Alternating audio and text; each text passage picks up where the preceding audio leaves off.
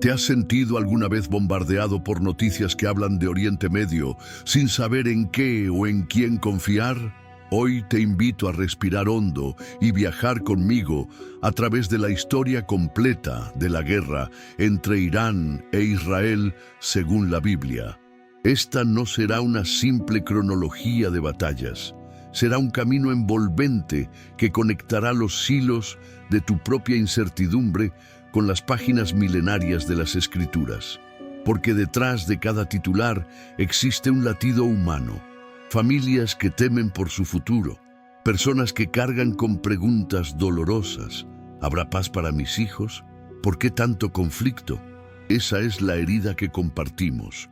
Y justamente ahí es donde esta historia toca nuestra necesidad más profunda de esperanza. A lo largo de este relato, descubrirás que la Biblia no solo diagnostica la raíz del conflicto, también revela el antídoto. Verás cómo, en medio de alianzas rotas y traiciones, se levanta una promesa que apunta más allá de la política y nos invita a ser parte de la solución.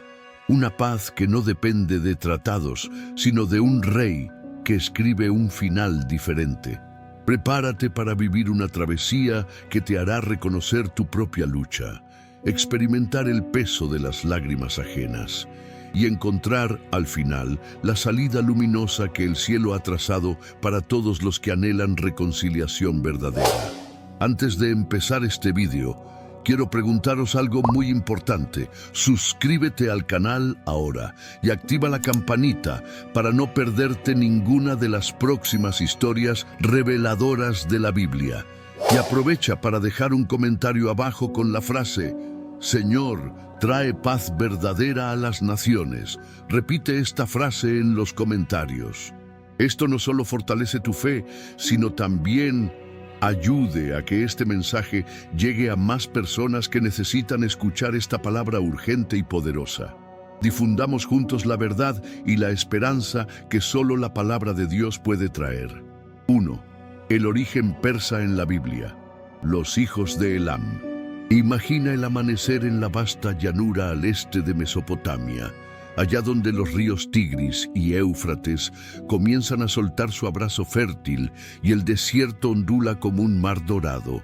Bajo un toldo sencillo, Sem, hijo de Noé, hace un gesto cariñoso a su pequeño nieto Elam. Aún huele a humo de fogata y a pan recién amasado.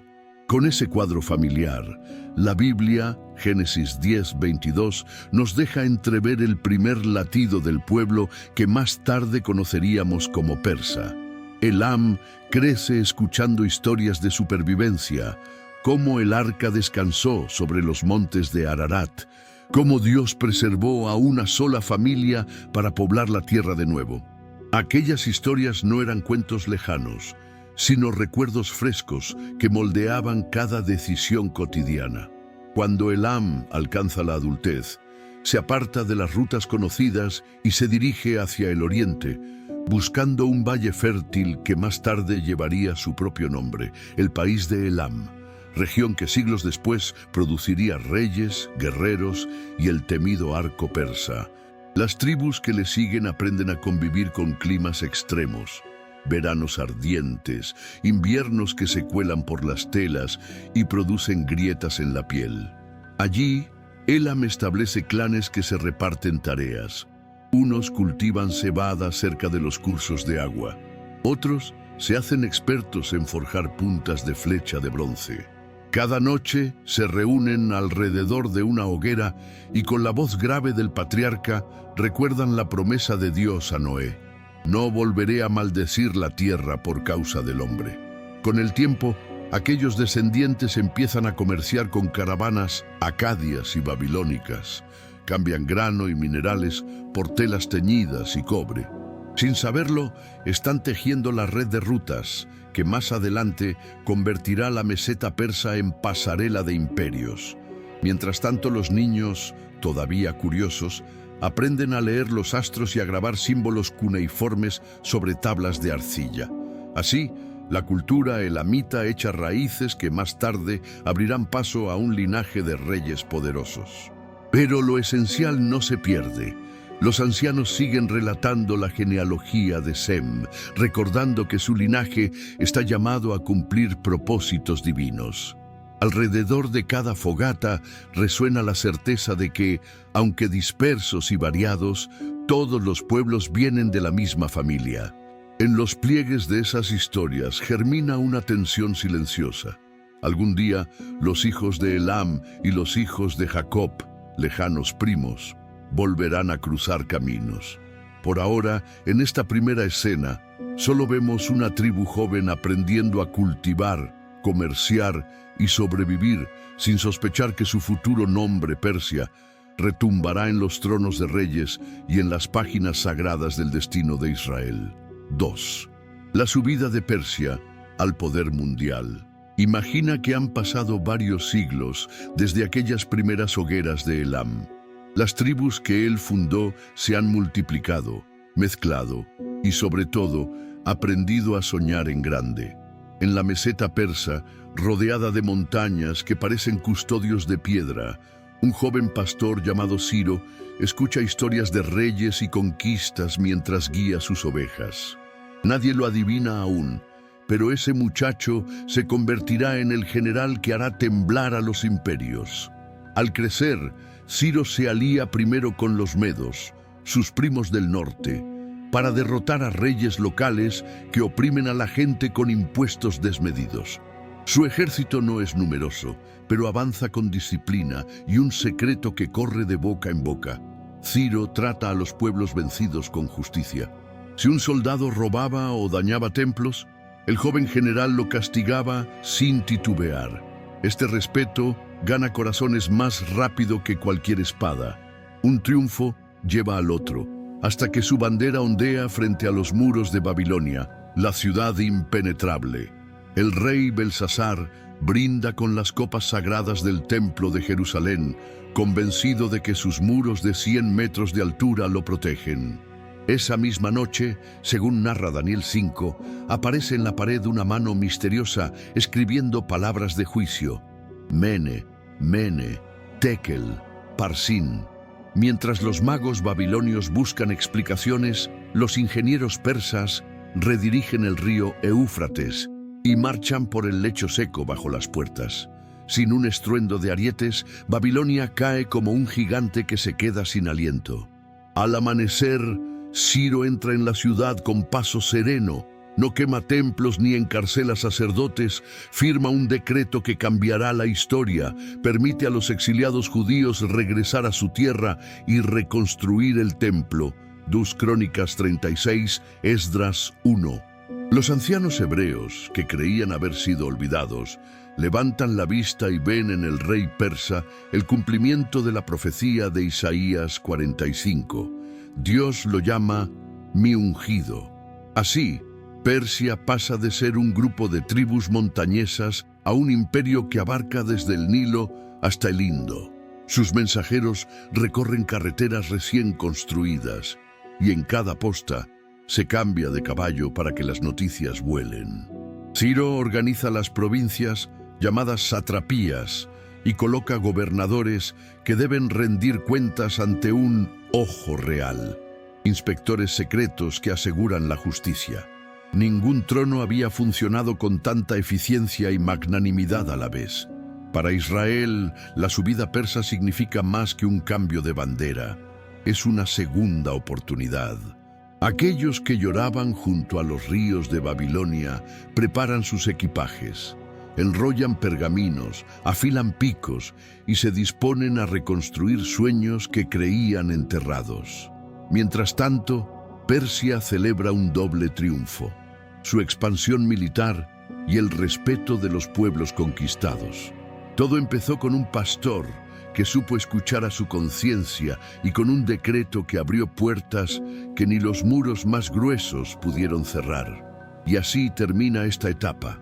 Persia en la cúspide, Israel en marcha de regreso y el escenario listo para nuevos capítulos, donde aliados de hoy tal vez se conviertan en rivales mañana. 3. Ciro, el ungido que libera a los judíos. Es de madrugada en un palacio recién conquistado. Antorchas titilan sobre columnas talladas con leones alados, y el nuevo rey persa, Ciro, aún viste la armadura polvorienta de la campaña. De pronto recuerda un rollo que sus escribas le entregaron la noche anterior, las profecías de Isaías escritas 150 años antes, donde, para su asombro, aparece su propio nombre. Así dice el Señor a su ungido, a Ciro: yo sujetaré las naciones delante de ti. Isaías 45. Ciro detiene el paso. No es un hombre fácilmente impresionable, pero esta coincidencia le roba el aliento. Ordena que enciendan más lámparas y llama a los ancianos judíos que todavía sirven en la corte. Ellos llegan con los ojos aún hinchados de sueño, nerviosos, sin saber si es buena o mala noticia. Con voz serena, el rey les pregunta acerca de su Dios, su tierra y su templo reducido a escombros en Jerusalén. Esa misma mañana, según 2 Crónicas 36 y Esdras 1, Ciro emite un decreto que cambiará el mapa espiritual de Oriente Medio. El Señor, Dios del cielo, me ha dado todos los reinos de la tierra y me ha encargado que le edifique una casa en Jerusalén de Judá. Quien de vosotros sea de su pueblo, que suba, y su Dios esté con él. Su voz resuena en las plazas de Babilonia como un trueno de esperanza. Los tambores reales golpean, heraldos repiten la proclama en persa, arameo y hebreo. La noticia corre más veloz que cualquier caballería. El cautiverio ha terminado.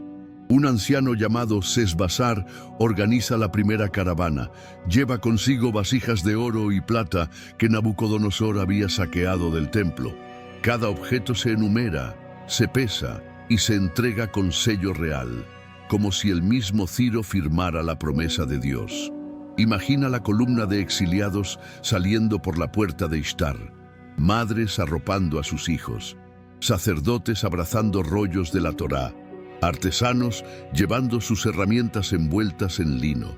Mientras se despiden, las murallas de Babilonia quedan atrás y con ellas 70 años de lágrimas. El viaje será arduo, casi 1000 kilómetros de desierto, ríos caudalosos y montañas desnudas. Pero el júbilo les empuja. Cada paso retumba como un latido colectivo que anuncia renacimiento.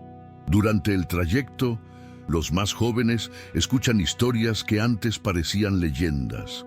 La zarza ardiente de Moisés, las murallas que cayeron en Jericó, el arca de David danzando hacia Sión. Ahora esos relatos vuelven a ser brújula y combustible. En las noches claras, los levitas entonan el Salmo 137 al revés. Ya no se preguntan cómo cantaremos, sino cantemos porque regresamos. Los ancianos, que partieron siendo niños, cuentan estrellas para no dormirse. Esa es la misma constelación que veía mi abuelo cuando dejábamos Jerusalén, susurra uno. Y ahora nos guía de regreso. Al cruzar el último collado y divisar la colina de Sión, un llanto inunda el campamento. No es tristeza, es la mezcla de alivio y asombro al ver los muros derruidos iluminados por el amanecer. Zorobabel, descendiente de David, alza la voz y proclama: comencemos con el altar. No esperan a tener grandes muros ni techos. Levantan primero el lugar del sacrificio, porque entienden que la relación con Dios precede a cualquier edificación. El humo sube, y con él la convicción de que la profecía se cumple piedra sobre piedra. Mientras tanto, en la lejana Persépolis, mensajeros llegan a la corte informando los avances. Ciro sonríe al saber que un pueblo pequeño, casi invisible para otros imperios, se transforma gracias a un acto que él atribuye al Dios del cielo. ¿Quién lo diría? El rey conquistador, ahora llamado ungido, ha escrito con su decreto un capítulo donde la misericordia pesa más que el poder. Así cierra este episodio. Persia ejerce autoridad, Israel recupera identidad y el plan divino avanza en perfecta sincronía, demostrando que la verdadera grandeza de un rey se mide no solo por las ciudades que conquista, sino por las que ayuda a reconstruir.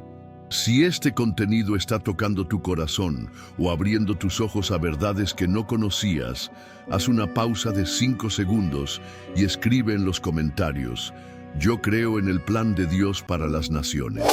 Tu comentario no solo reafirma tu fe, sino que ayuda a que este video llegue a miles de personas que hoy necesitan esperanza, dirección y paz. Y si aún no lo has hecho, suscríbete ahora mismo al canal, porque cada historia que viene puede cambiar vidas, empezando por la tuya. Seguimos. Lo mejor aún está por revelarse. 4.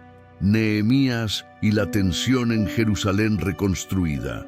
Un día cualquiera en la fastuosa corte de Artajerjes, cuando el perfume de especias nubla los sentidos y las copas de oro relucen bajo los candelabros, Nehemías, el copero real, nota que el vino le sabe amargo.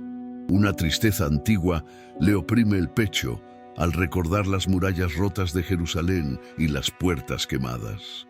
El rey percibe su semblante y pregunta: ¿por qué tu rostro está triste si no estás enfermo? Nehemías respira hondo, se encomienda a Dios en silencio y confiesa: mi ciudad yace en ruinas. Con un gesto magnánimo, Artajerjes le concede permisos, cartas de paso y la madera del bosque real. Así comienza el viaje que convertirá a un copero en gobernador. Atravesando desiertos y valles, Nehemías llega de noche a Jerusalén. Montado en un mulo, inspecciona muro por muro a la luz de la luna. Las piedras están esparcidas como huesos, los portones cuelgan chamuscados y el polvo cubre la memoria de glorias pasadas. Al alba convoca a sacerdotes, jefes de familia y artesanos. Levantemos el muro y quitemos nuestra afrenta. Sus palabras encienden corazones apagados. Cada clan adopta un tramo. Unos reparan la puerta de las ovejas, otros la puerta del pescado, mientras los hijos trabajaban con una herramienta en una mano y una lanza en la otra. Pero la reconstrucción despierta el enojo de vecinos poderosos. Sanbalat el horonita se burla desde Samaria. Una zorra se subiría y derribaría esa pared. Tobías el amonita y Gesem el árabe conspiran, envían amenazas y planean ataques nocturnos. Nehemías responde reforzando la vigilancia. Medio turno construye, medio turno empuña la espada.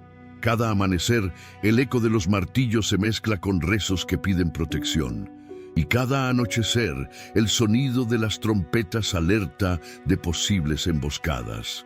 No todo enemigo está afuera.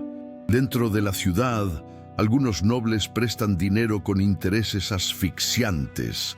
Los más pobres hipotecan campos e hijos para pagar el grano. Nehemías convoca una asamblea pública, golpea su manto y declara: lo que hacéis no es bueno. ¿Acaso redimimos a nuestros hermanos del cautiverio para venderlos otra vez? Confrontados, los prestamistas devuelven tierras y perdonan deudas. Jerusalén no solo levanta piedras, también restaura justicia. Después de 52 días, que parecen 52 años, la última piedra encaja en la cima del muro y se cierran las puertas con cerrojos nuevos. Los adversarios se quedan sin argumentos y el miedo cambia de bando. En una gran plaza, Ezra abre el rollo de la ley. Al oír las palabras, el pueblo llora, pero Nehemías anima: no os entristezcáis, porque el gozo del Señor es vuestra fuerza. Se celebra la fiesta de los tabernáculos como no se hacía desde Josué. Chozas de ramas cubren las azoteas y las risas llenan las calles como un río recién desatado. La tensión, sin embargo, persiste bajo la superficie. Nehemías descubre tratos secretos con Tobías y habitaciones del templo ocupadas por extranjeros. Cierra puertas el sábado, azota la corrupción y recuerda al pueblo su alianza con Dios. Entonces Jerusalén late otra vez, no solo amurallada, sino con un corazón renovado. Las sombras de Persia siguen vigilando, pero ahora la ciudad se sabe fuerte, no por el grosor de sus muros, sino porque cada piedra fue colocada con oración, sudor y un pacto inquebrantable con el Altísimo. 5. El complot de Amán, intento de genocidio. En la imponente capital de Susa, los pasillos del palacio retumban con música y fiestas interminables del rey Asuero, Jerjes I. Entre las columnas de mármol blanco, un hombre llamado Amán, descendiente de los gagueos, viejos enemigos de Israel, sube como espuma en la corte hasta convertirse en primer ministro. El rey le entrega un anillo sellado con la autoridad del imperio y con él nacen la arrogancia y la sed de poder. Cada mañana a la entrada del complejo real, oficiales y sirvientes se inclinan ante Amán. Todos, excepto Mordejai, un judío anciano que sirve en la puerta del rey y se niega a doblar las rodillas, no por rebeldía, sino por fidelidad al Dios que prohíbe adorar a hombres. La noticia hiere el orgullo de Amán como un dardo invisible. Su rabia busca desahogo y decide que no bastará con castigar a un solo hombre. Contemplará la aniquilación de todo el pueblo de Mordejai repartido por las 127 provincias persas. Amán lanza el pur, una suerte de dados sagrados, para elegir la fecha del exterminio, el día 13 del mes de Adar. Redacta un edicto letal y lo presenta a Jerjes con palabras venenosas. Hay un pueblo disperso cuyas leyes son diferentes y no obedecen tus órdenes. Si te place, permite que los destruyamos y llenarás tus tesoros de plata. Seducido por la oferta, el rey entrega su anillo. Copistas persas traducen el decreto a cada lengua del imperio y mensajeros galopan por carreteras polvorientas anunciando la condena. Hombres, mujeres y niños judíos quedarán a merced de cualquiera que desee matarlos y saquear sus bienes. Cuando el pergamino llega a Susa, la ciudad entera se confunde entre banquetes oficiales y susurros de terror.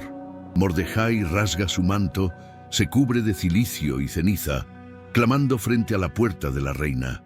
Dentro del harén real vive su sobrina adoptiva, Esther Hadasa, una joven de belleza cautivadora y corazón firme que lleva meses oculta su identidad judía.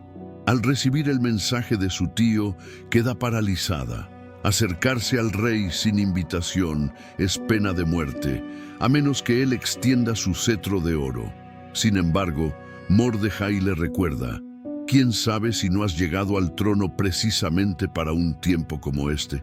Esther ayuna 3 días, junto con sus doncellas, y envía la misma petición al pueblo judío. 3 noches sin pan ni agua afinan el alma como infrarrojo al hierro. Al tercer día, viste sus ropas reales y avanza por el pasillo de alabastro hacia el trono. Cada paso resuena como un tambor en su pecho. El rey levanta la vista, sorprendido por su audacia. Su mirada se suaviza, extiende el cetro. Con la voz firme, Esther invita a Asuero y a Amán a un banquete íntimo esa tarde. En la mesa, el vino corre, la luz de lámparas de aceite danza en los rostros. Esther sonríe pero aplaza su petición para un segundo banquete al día siguiente. Amán sale eufórico, convencido de que su gloria crece más que nunca. Aún así, Mordejai, sin inclinarse, arruina su noche. De vuelta a casa, entre consejos de su esposa Zeres, manda construir una horca de 25 metros para colgar al judío insolente. Esa misma noche, el rey no concilia el sueño. Ordena leer los anales del reino y descubre que Mordejai había desenmascarado un complot contra su vida años atrás. Al alba pregunta: ¿qué honor se dio a este hombre? Nada se hizo. Justo entonces, Amán llega buscando permiso para ahorcar a Mordejai. Jerjes le pregunta: ¿qué se debe hacer al hombre a quien el rey quiere honrar? Pensando que se trata de sí mismo, Amán describe un desfile real con manto púrpura, corcel y proclamación pública. Haz así con Mordejai, ordena el rey. Amán, pálido, se ve obligado a guiar a su enemigo por la plaza, gritando su honor, mientras la horca espera en su patio. En el segundo banquete, el rey ofrece a Ester hasta la mitad del reino. Ella revela su secreto: vendo del pueblo condenado a muerte, pues somos judíos. Asuero, enfurecido, demanda saber quién planeó tal cosa. Ester señala: este adversario es el malvado Amán. El terror congela al ministro. Salas se agitan. Guardias cubren el rostro de Amán. Uno de ellos menciona la horca recién erigida. Jerjes sentencia: colgadlo allí. El anillo real cambia de manos. Pasa a Mordejai como nuevo primer ministro, pero el edicto de muerte es irrevocable bajo la ley persa. Entonces Ester y Mordejai redactan otro decreto que autoriza a los judíos a defenderse. El día 13 de Adar, los enemigos que esperaban un exterminio fácil encuentran resistencia organizada. El terror se revierte. Al final, Israel sobrevive y el mes señalado para luto se vuelve fiesta de Purim, recordando que los Pur, lanzados por Amán, se transformaron en suerte de salvación. Así concluye este episodio. La arrogancia de un hombre provoca un decreto de muerte. La valentía silenciosa de una mujer lo revierte, y Dios gira el destino sin romper sus propias leyes. Persia descubre que no hay carta sellada que frene la providencia divina, e Israel aprende que incluso en exilio ningún palacio está fuera del alcance de la fe. 6. Las visiones de Daniel. El carnero de 2 cuernos. Imagina a Daniel ya anciano en la ciudadela de Susa. No queda rastro del joven que interpretó sueños delante de Nabucodonosor. Su cabello es plata y sus rodillas tiemblan, pero su espíritu arde más que nunca.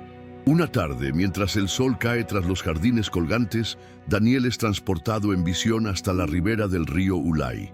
El murmullo del agua se mezcla con un silencio sobrenatural, como si hasta los peces contuvieran el aliento. De pronto, surge un carnero enorme.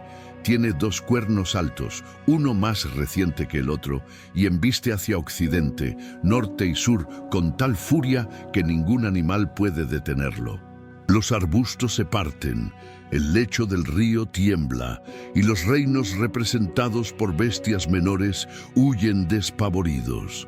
Daniel contempla el espectáculo con los ojos muy abiertos. Sabe que cada detalle es un mensaje cifrado. Entonces aparece un macho cabrío que viene del oeste sin tocar tierra, como si el viento mismo lo impulsara. De su frente brota un solo cuerno prominente. Con velocidad de rayo arremete contra el carnero, lo derriba y lo pisotea.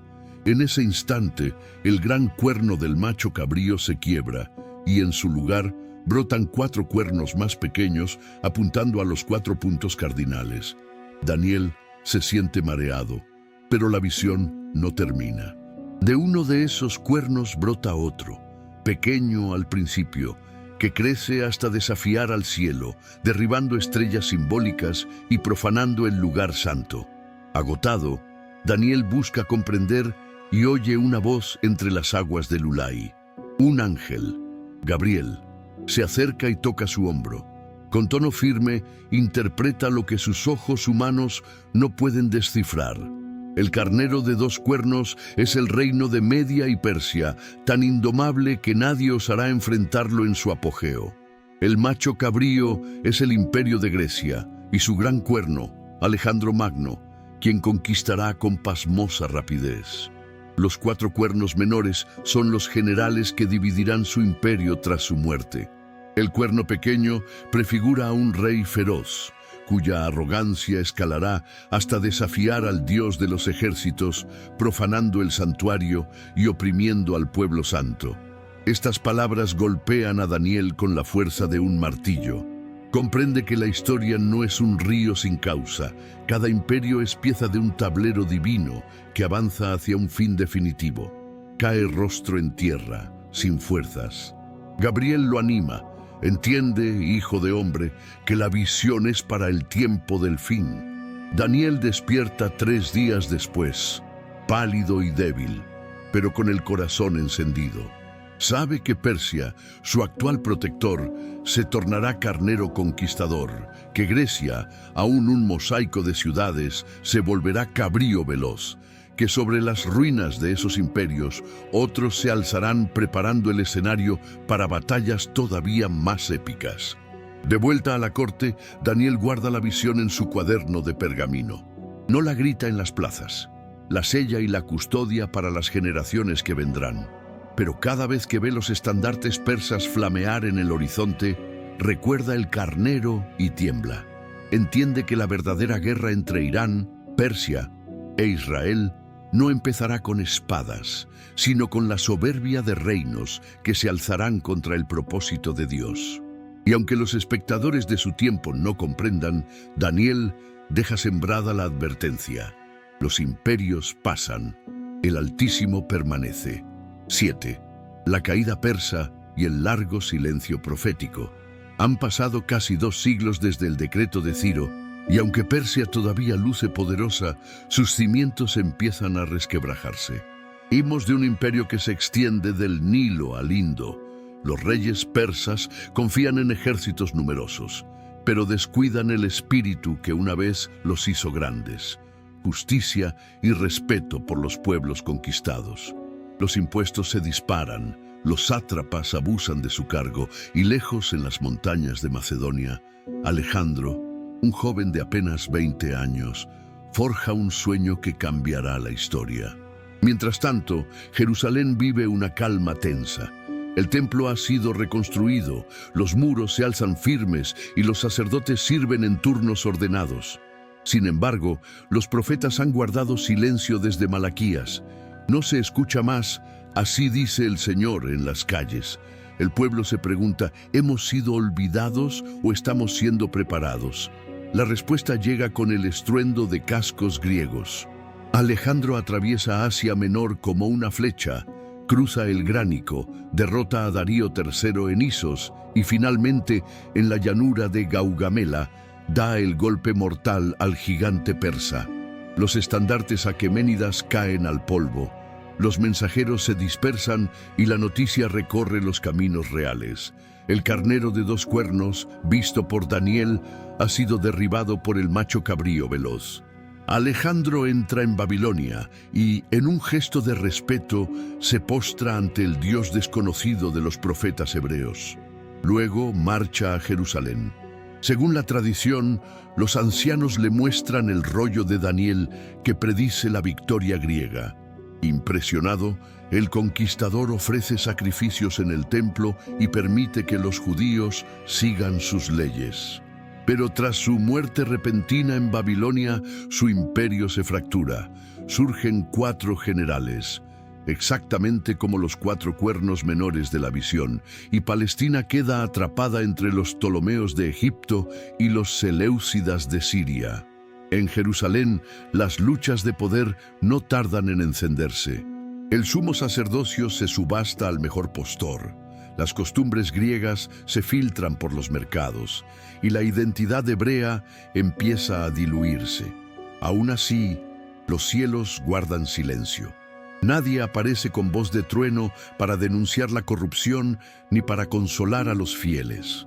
Son casi 400 años, un lapso más largo que la esclavitud en Egipto, en los que Dios parece hablar a través de la espera, forjando el carácter de un pueblo que se aferra a la Torá como náufrago a una tabla.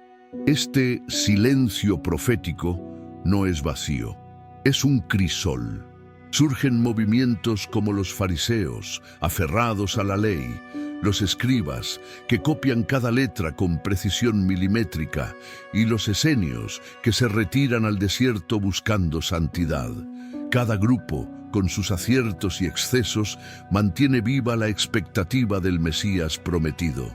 Al mismo tiempo, traducciones como la Septuaginta llevan las escrituras al griego, haciendo que la esperanza hebrea atraviese fronteras invisibles y se plante en corazones gentiles.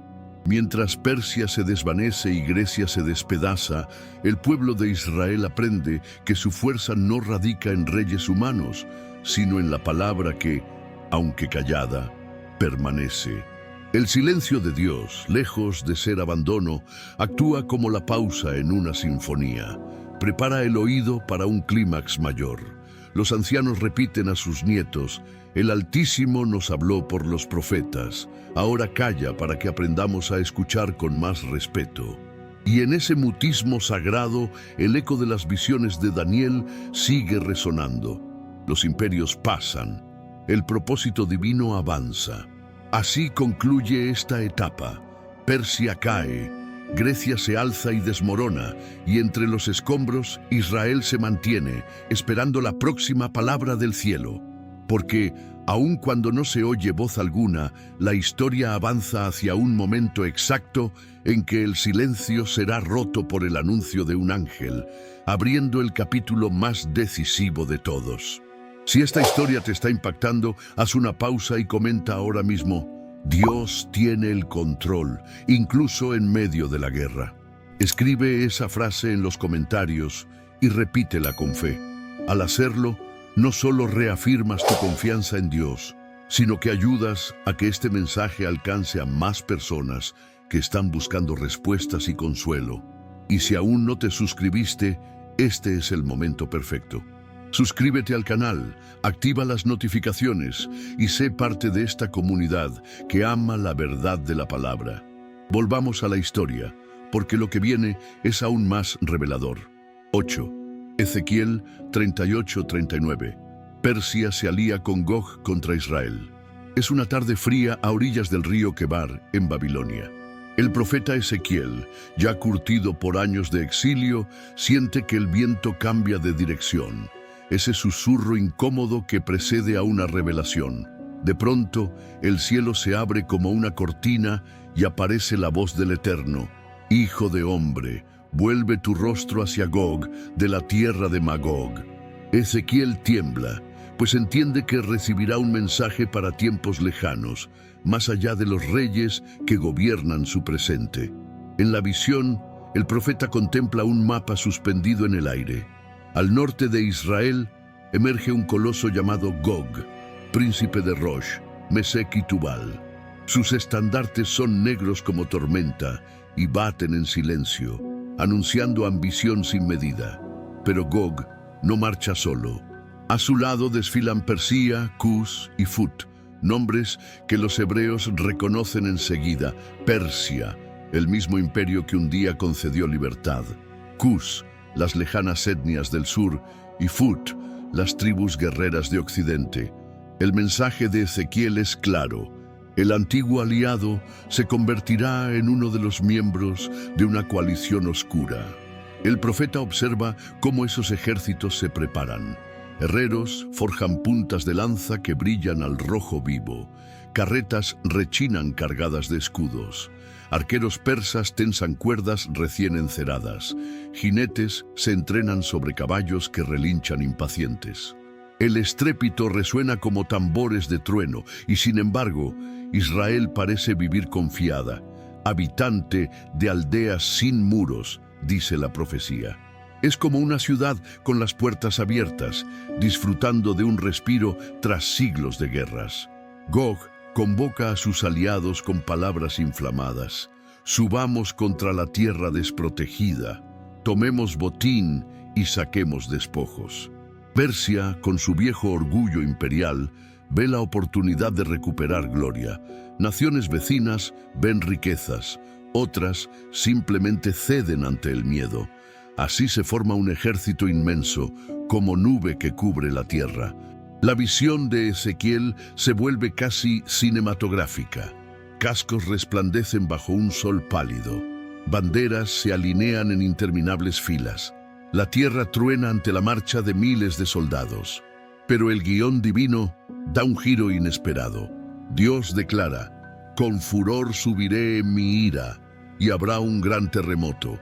Ante los ojos del profeta, las colinas se agitan. Los muros de las fortalezas se resquebrajan y hasta los peces del mar sienten las sacudidas. Pánico se filtra en las filas enemigas. Confusión los hace volverse unos contra otros. Persia, Cus, Fut y el propio Gog se hieren mutuamente, como si la mano invisible del Creador hubiera girado la brújula de su ira hacia adentro. Luego caen granizo, fuego y azufre del cielo, no simples trozos de hielo, sino proyectiles incandescentes que destrozan arietes y consumen carrozas. Ezequiel describe el olor a humo y la tierra empapada de lluvia y ceniza. Al final, el campo queda cubierto de escudos, cascos y lanzas rotas. Sabrán que yo soy el Señor, resuena la voz que eclipsa el estrépito. El profeta ve cómo Israel necesita 7 meses para enterrar los cadáveres y 7 años para quemar las armas como leña. Un detalle que subraya la magnitud de la derrota enemiga. Los habitantes de la tierra, antes indefensos, ahora caminan entre montones de armamento vencido, testigos de que su seguridad no provino de muros ni alianzas humanas, sino de la intervención divina. Cuando la visión se desvanece, Ezequiel queda exhausto, pero anota cada palabra. Sabe que Persia será tanto herramienta de liberación como parte de una confederación hostil y que el conflicto final mostrará a todas las naciones quién gobierna la historia. Para los exiliados que lo escuchan y para nosotros que lo leemos siglos después, el mensaje es un faro. Incluso cuando los aliados se vuelven enemigos y las nubes de guerra se ciernen, Dios escribe el desenlace con mano firme. La profecía late en el corazón de Israel y late hoy en cualquiera que confíe en el protector que nunca pierde una batalla. 9. Joel 3. El valle de Josafat y el juicio de las naciones. Visualiza a Joel, el profeta campesino, mientras recorre campos de trigo agostados por plagas de langostas. Su voz, áspera como corteza, retumba en los graneros vacíos. Despierten, guerreros, forjen sus rejas de arado en espadas y sus hoces en lanzas. No habla de una batalla local, convoca a todas las naciones para un juicio cósmico que tendrá lugar en un escenario con nombre propio, el Valle de Josafat, el valle donde el Señor juzga. Imagina el valle al amanecer. Es una hondonada estrecha que abraza las laderas del Monte de los Olivos y desciende hasta rozar los muros de Jerusalén. Allí, donde hoy las cabras mordisquean hierba seca, Joel ve multitudes apretadas como granos en un lagar. Entre ellas, distingue estandartes de Persia flameando junto a los de otras potencias, mercenarios cusitas con lanzas largas, arqueros de Fut con carcajes repletos y jinetes de Mesec con cascos relucientes. Todos responden al mismo llamado, aunque ignoran que no acuden a conquistar, sino a ser juzgados.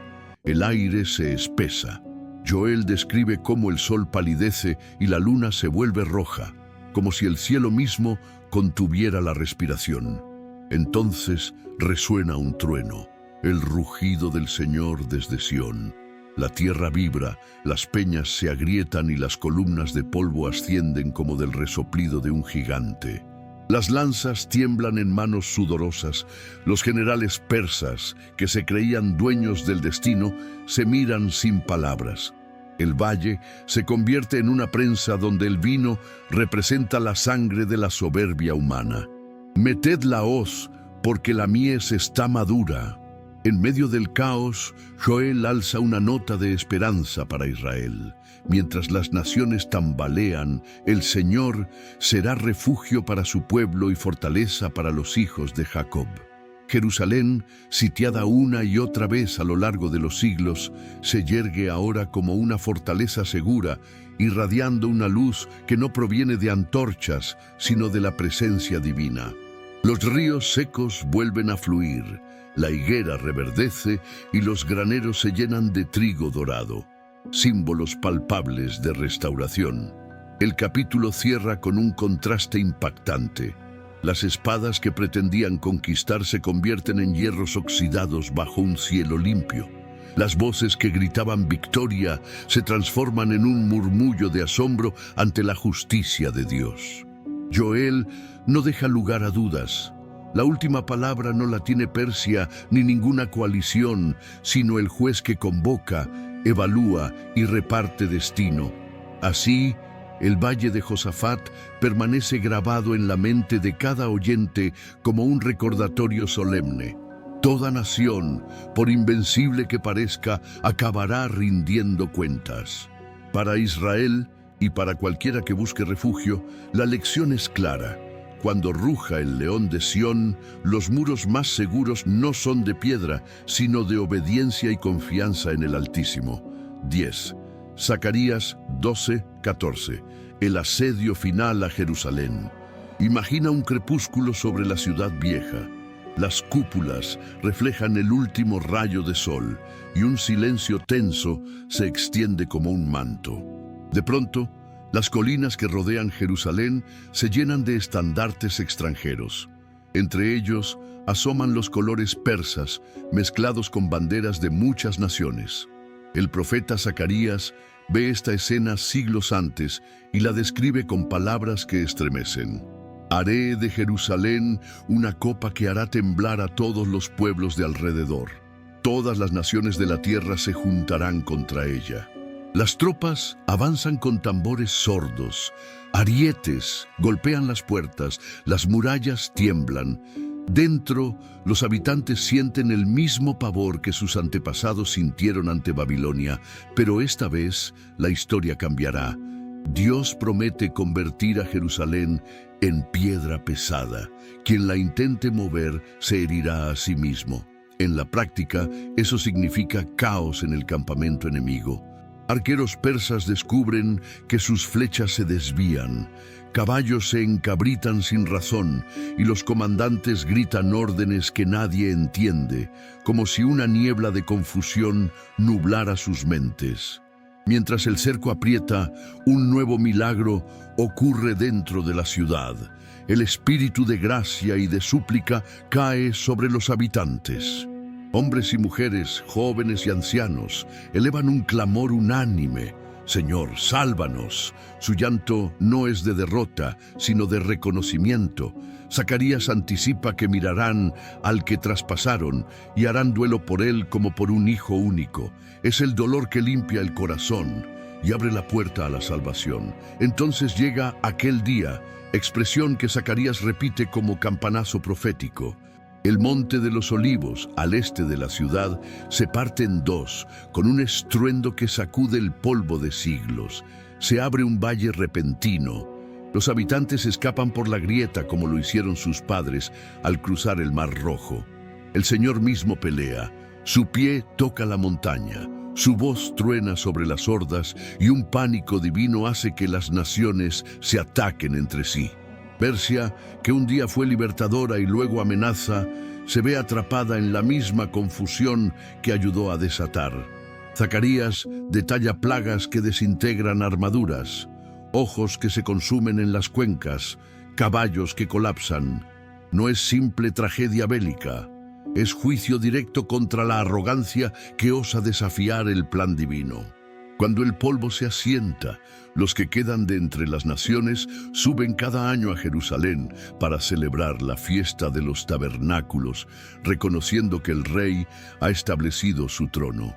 La ciudad, antes sitiada, ahora rebosa de agua viva que fluye hacia oriente y occidente, sanando valles y desiertos. Y en las campanas de los caballos, símbolo de poder militar, se lee una sola inscripción: Santo al Señor. Todo, desde la olla más humilde hasta los escudos de los guerreros, queda consagrado. Así concluye el asedio final. Jerusalén no cae.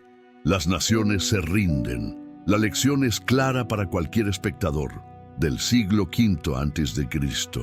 o del siglo XXI. Cuando Dios decide defender su propósito, hasta la coalición más imponente se hace añicos.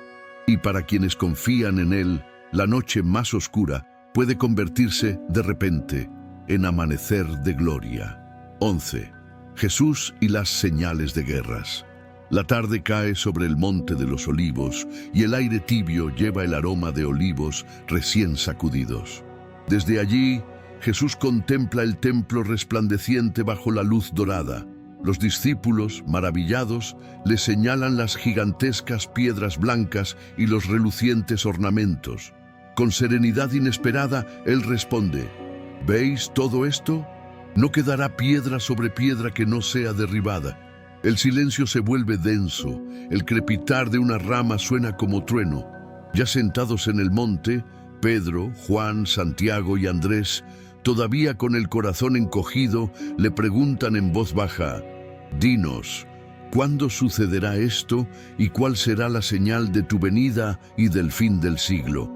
Jesús alza la mirada a un horizonte que parece tranquilo, pero en su visión profética está cargado de tormentas. Empieza a narrar un panorama que enlaza pasado, presente y futuro, como si desplegara un pergamino invisible ante sus ojos. Primero advierte sobre engaños espirituales.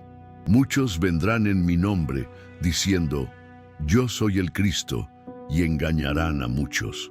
Sus palabras resuenan en un mundo que ya ha visto falsos mesías y que verá más, prometiendo paz mientras siembran confusión.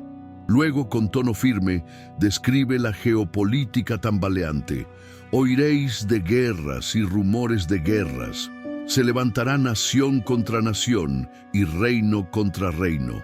Sus discípulos piensan en Roma y en los levantamientos judíos, pero Jesús ve más allá, hasta coaliciones modernas, tecnologías bélicas y tensiones nunca imaginadas. La voz del Maestro no solo advierte, también consuela. «No os turbéis», dice, «porque es necesario que todo esto acontezca. Como un padre que enseña a un hijo a nadar, los sostiene en medio de aguas profundas, recordándoles que la historia no se desborda del control divino». Describe hambres, pestilencias y terremotos, piezas de un rompecabezas que juntas marcan el principio de dolores. Es la imagen de una tierra en parto, pujando para alumbrar un nuevo amanecer. De pronto, Jesús conecta sus palabras con los profetas antiguos. Cita a Daniel, menciona la abominación desoladora y advierte sobre persecuciones. Habla de traiciones familiares, odio y amor enfriado. Sin embargo, como una chispa en la penumbra, proclama: «Será predicado este evangelio del reino en todo el mundo, y entonces vendrá el fin». La misma boca que describe convulsiones globales anuncia la expansión imparable de la esperanza. Los discípulos, atónitos, ven brillar la luna sobre Jerusalén y sienten el peso de la historia por venir. Jesús concluye con la parábola de la higuera. Cuando sus ramas se ponen tiernas y brotan hojas, sabéis que el verano está cerca. Así, los brotes de guerras, terremotos y falsos cristos no son la muerte del mundo, sino señales de que el Rey está a la puerta. Antes de levantarse, Jesús deja un encargo que atraviesa los siglos. «Velad, pues, porque no sabéis el día ni la hora». No es un llamado al pánico, sino a la vigilancia serena. Para los primeros oyentes y para nosotros hoy, sus palabras son faro en noches de titulares alarmantes y conflictos que parecen sin fin. Recordamos que quien habló fue el mismo que calmó tormentas con una orden y resucitó muertos con un susurro. Si Él gobierna los vientos y las eras, también puede sostener a cualquiera que confíe en su voz cuando los tambores de guerra retumban en el horizonte. Un momento. Detente solo unos segundos.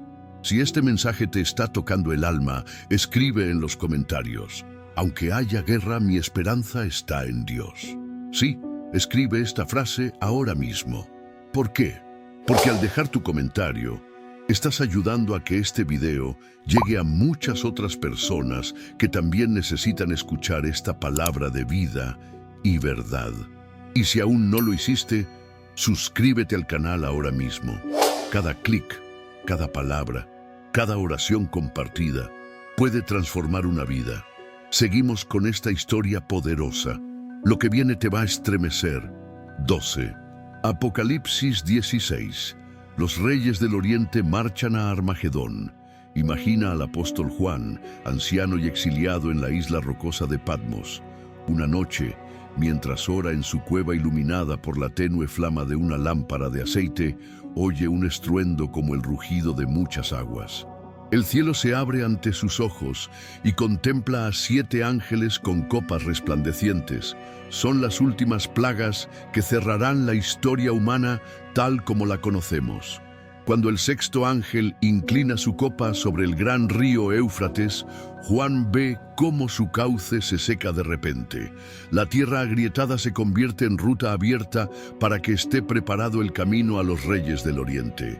Entre esos reyes resuena el eco de un antiguo nombre, Persia, hoy Irán, cuya meseta ha sido cuna de imperios y ahora asoma otra vez en el escenario profético. Imagina columnas de infantería avanzando donde antes había agua, jinetes vestidos con armaduras relucientes, estandartes ondeando bajo un sol sombrío. El antiguo límite natural se disuelve y Oriente avanza con paso decidido.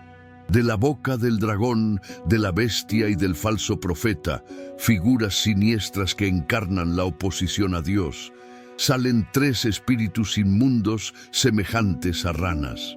Croan mensajes engañosos que hipnotizan a los gobernantes del mundo, promesas de poder, venganza y grandeza eterna.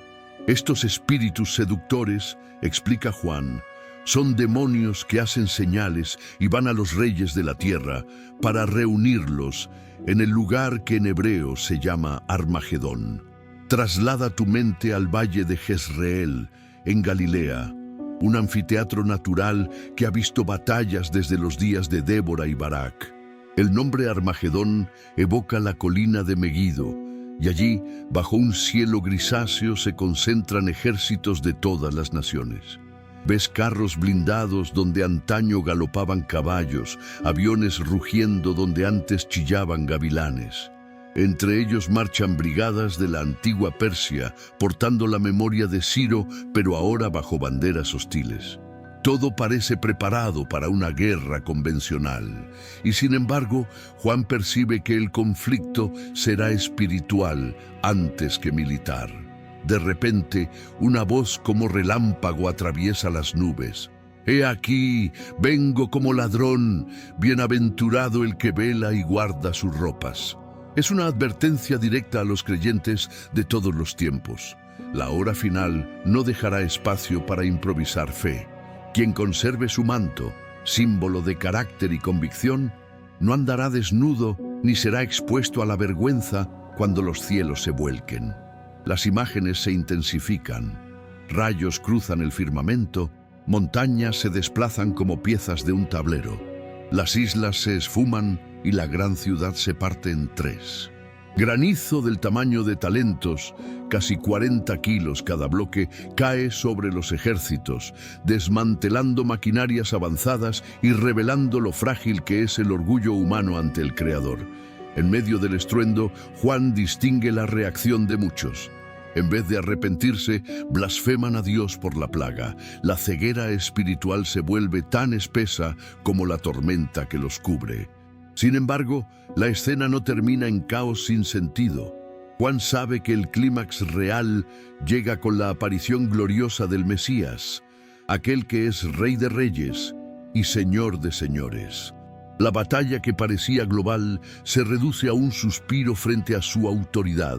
Las armas más sofisticadas se ven inútiles y los reyes del Oriente, incluido el antiguo Persia, descubren que su marcha triunfal fue en realidad una procesión al juicio divino. Para el espectador contemporáneo, la visión de Juan es más que un guión apocalíptico. Es un recordatorio de que los ríos pueden secarse. Las alianzas pueden girar de un día para otro y la tecnología más avanzada puede quedar obsoleta cuando el autor de la historia desvela su último acto. Y para quien confía en él, la invitación sigue vigente. Mantener la lámpara encendida, el corazón firme y la mirada en el Rey que vuelve, porque incluso cuando los reyes del Oriente marchen, el destino final pertenece al Dios que puso límites al mar y números a las estrellas. 13. La guerra invisible detrás de los tronos. Estamos en el año tercero del rey Ciro. Daniel, ya octogenario, decide ayunar durante 21 días. No prueba carne ni vino. Su rostro se afila como una hoja y sus rodillas crujen al doblarse, pero su resolución es de hierro. En la orilla del gran río Tigris, donde las aguas corren color esmeralda, levanta los ojos y el paisaje se quiebra como un espejo. Aparece un ser resplandeciente, vestido de lino, con un cinturón de oro puro alrededor del pecho. Su rostro brilla como relámpago y sus ojos arden como antorchas. Los compañeros de Daniel no ven la visión, pero un terror repentino los hace huir y él queda solo, temblando. El mensajero celestial toca al profeta y sus fuerzas regresan poco a poco. Entonces revela un secreto que derriba cualquier ilusión de que la historia se cuece solo en palacios terrenales. Desde el primer día que dispusiste tu corazón a entender, tus palabras fueron oídas y he venido a causa de ellas. Pero el príncipe del reino de Persia se me opuso durante 21 días, y he aquí Miguel, uno de los principales príncipes, vino a ayudarme. Daniel se estremece. Entiende que príncipe de Persia no es un rey humano, sino un poder espiritual que maniobra tras el trono imperial. Durante 3 semanas, mientras él ayunaba sin saber respuesta, una batalla ardía sobre su cabeza. Ángeles y principados chocaban como tormentas eléctricas en una dimensión que los ojos humanos no alcanzan. El mensajero explica que, tras derrotar a ese adversario, deberá enfrentar al príncipe de Grecia. Así confirma la cadena invisible. Persia ahora, Grecia después, cada imperio con su sombra espiritual. Con voz que suena como multitud, el ser describe un libro de la verdad, un registro donde ya están escritas las guerras que aún no comienzan, las alianzas que todavía no se firman, las traiciones que aún no manchan pergaminos. Daniel se siente sin aliento, cae rostro en tierra. El mensajero lo levanta de nuevo y lo fortalece con un toque. Hombre muy amado, no temas, la paz sea contigo. El profeta aprende que las respuestas tardan no porque el cielo sea sordo, sino porque se libran contiendas que los sentidos terrestres no perciben. Esta escena revela la cocina secreta de la historia. Mientras reyes planean campañas y escribas sellan decretos, fuerzas invisibles empujan o frenan los acontecimientos. Persia, que un día liberó a los judíos y otro día conspirará contra ellos, es pieza de un tablero mayor. Daniel, al enterarse, no se paraliza, al contrario, redobla su oración. Comprende que, si la guerra es espiritual, la arma más eficaz también lo es. Para los espectadores de hoy, el mensaje retumba con la misma urgencia. Detrás de titulares, cumbres diplomáticas y tratados firmados entre Irán e Israel, hay corrientes espirituales que influyen en pasiones y decisiones. Pero la visión termina con una nota de esperanza. Miguel, el defensor de Israel, no ha perdido una sola batalla. Cada intercesión sincera, cada clamor por justicia, se suma a una ofensiva silenciosa que finalmente inclina la balanza a favor del plan divino. Daniel sale del trance agotado, pero con la columna vertebral del alma más recta que nunca. Guarda las palabras en su corazón y continúa orando, sabiendo que aunque la arena en el reloj profético siga cayendo, la última palabra no la dirá un imperio terrenal, sino el capitán de los ejércitos celestiales. 14. La victoria mesiánica y el fin de la alianza contra Israel. El telón se eleva sobre el último acto de la historia humana. Tras la guerra invisible que Daniel vislumbró, los ejércitos de Gog, Persia y sus aliados han quedado atrapados en su propia confusión. Sin embargo, la coalición aún palpita, maltrecha, pero decidida, y concentra sus fuerzas en el valle de Jezreel, convencida de que un golpe más bastará para borrar a Israel del mapa. Las nubes se arremolinan en un gris eléctrico. El aire huele a ozono y a destino. De repente, el cielo se rasga de oriente a occidente como un pergamino encendido. Juan lo describió siglos después. Vi el cielo abierto y he aquí un caballo blanco. El que lo montaba se llama Fiel y Verdadero. Sus ojos son como llama de fuego y en su cabeza muchas coronas. Ap 19. Los soldados persas, curtidos en innumerables batallas, se quedan sin aliento ante aquella visión. No es un cometa ni un arma secreta, es el Mesías prometido, aquel que pisa el lagar de la ira divina con un manto teñido en sangre, no la de otros, sino la propia, derramada siglos antes en una cruz. Suenan trompetas que ningún ejército terrestre ha forjado. Sus notas sacuden médulas y hacen temblar colinas. Los reyes de la tierra, con corazas relucientes y estandartes desgarrados, alzan sus espadas, pero sus filos parecen de hojalata frente al resplandor que emana del Verbo de Dios. El jinete no avanza solo. Tras él marchan ejércitos celestiales vestidos de lino finísimo, blanco y limpio.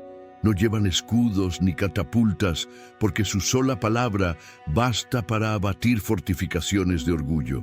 En un instante que parece eterno, se cumple la profecía de Ezequiel 39. Dios llama a aves carroñeras al gran sacrificio sobre los montes de Israel. El conflicto, que las naciones planearon como una campaña relámpago, se desmorona ante la voz que antaño ordenó: sea la luz. Los arcos se quiebran, las lanzas se astillan, y los carros más modernos se convierten en chatarra bajo granizos ardientes. El líder de la confederación, Gog, cae, y con él se desmorona la alianza como torre de piezas mal balanceadas. Israel, que había quedado sitiada y casi sin aliento, contempla el milagro con ojos anegados en lágrimas.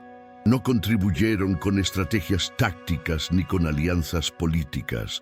Su única defensa fue la fidelidad del Dios que guarda pactos milenarios.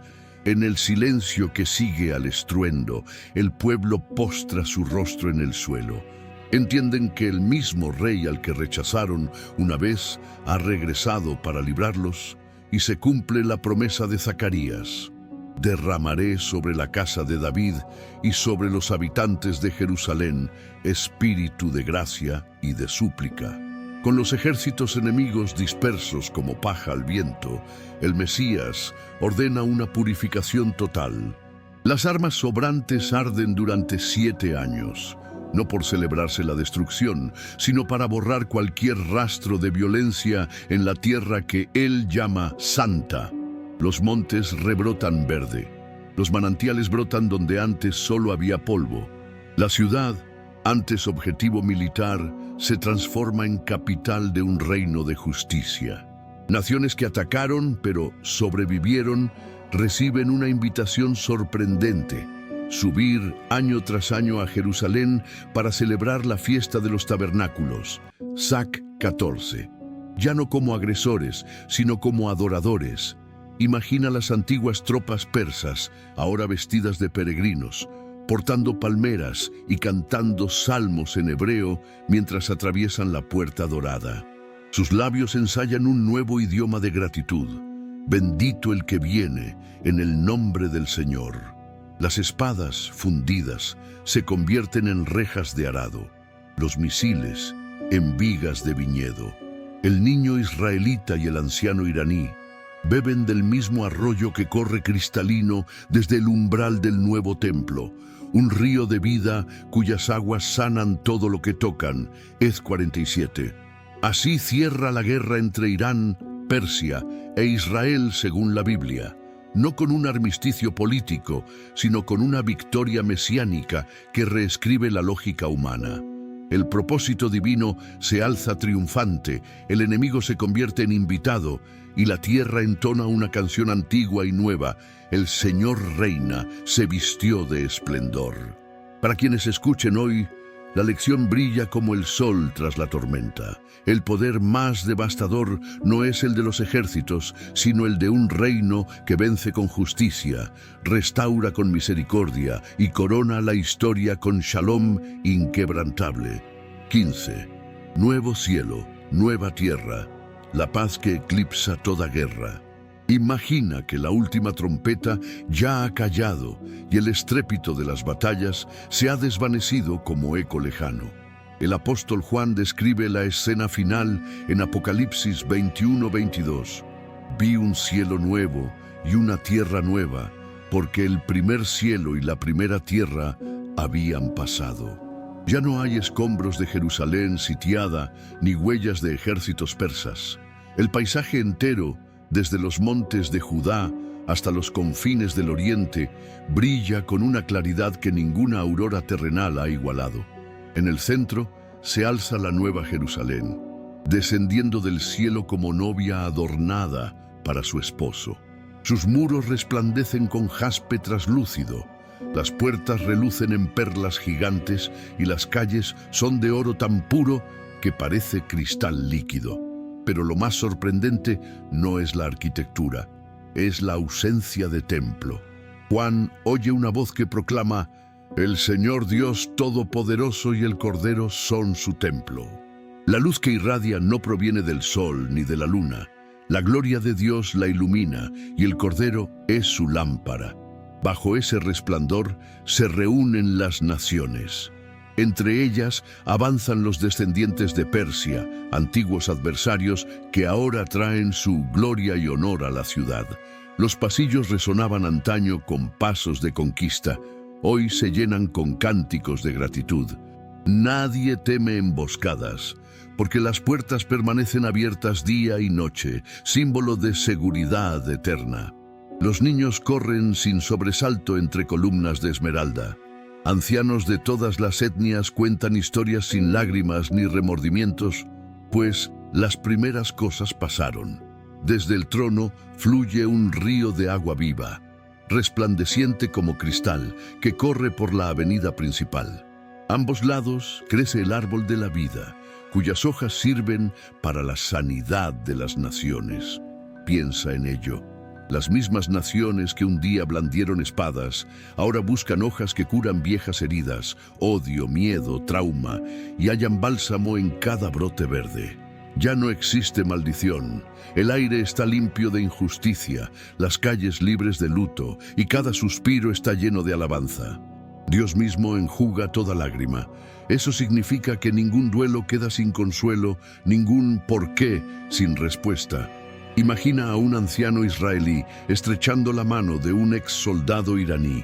Sus miradas se funden en un entendimiento que solo la eternidad puede otorgar. Las cicatrices de la historia se convierten en testimonio de la gracia que las cerró. Nadie se pregunta cuándo estallará la próxima guerra, pues el tiempo se ha revestido de paz permanente.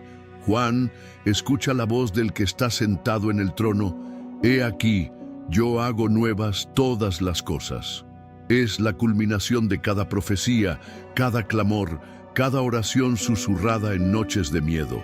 Y entre vítores de multitud incontable, el Cordero reafirma: «Yo soy el Alfa y la Omega, el principio y el fin». Las letras inicial y final del alfabeto griego engloban la historia completa, desde Elam, hijo de Sem, hasta la última lágrima secada. Para el espectador moderno, esta escena no es un cuento escapista, sino la brújula que orienta cada paso presente. Afirma que todo dolor tiene fecha de caducidad y que la justicia, lejos de ser utopía, aguarda su manifestación plena. Invita a vivir con esperanza activa, a forjar paz donde aún hay grietas, sabiendo que un día la luz definitiva borrará hasta la sombra más persistente. Así se cierra la historia completa de la guerra entre Irán e Israel según la Biblia, con una paz que no es tregua frágil, sino shalom inquebrantable. Las espadas han sido fundidas para siempre, las naciones sanadas, el Creador habitando con su creación. Y nosotros, llamados a creer, esperar y reflejar desde hoy ese futuro que eclipsará todas las guerras con gloria eterna. Ahora que hemos recorrido la historia completa de la guerra entre Irán e Israel, según la Biblia, la pregunta ya no es qué pasará allá, sino qué haremos aquí. Porque el dolor que vimos en las trincheras humanas late también en nuestras propias batallas internas. Tal vez, como Israel, te sientes rodeado por temores. Quizá, como Persia, cargas con viejas heridas que aún inflaman tu presente. Pero la Escritura nos ha mostrado un hilo rojo de esperanza. El mismo Dios que sostuvo a su pueblo en medio de alianzas rotas, promete hoy sostener tu historia. Esa es la conexión real.